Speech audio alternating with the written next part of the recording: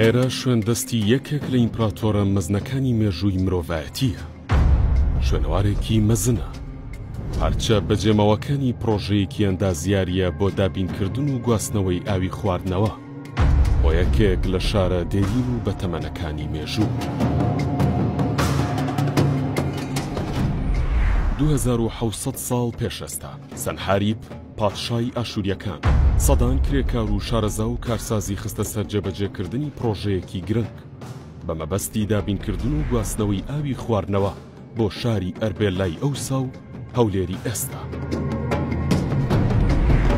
پرۆژەکە بە کەناڵی سەنحاریب ناسراوە، دەکەوێتە سەر ڕووباری بەستۆرە لە نزیک شاری هەولێر بە گوێرەی نووسراوی سەر پارچە بەردێک کە لە دیوار بەندی کەناڵەکەدا دۆزراوەتەوە. پادشا سەنحاریب لە 3 چەمەوە ئاوی پاکی بەم کەناڵەدا گواستۆتەوە بۆ شاری ئەربێلا کە پەرستگای عەشتاری لێبووە. درێژی ئەو ڕێڕەوەی کە بەم کەناڵەدا ئاوی گواستۆتەوە نزیکەی 22 کیلۆمەتر بووە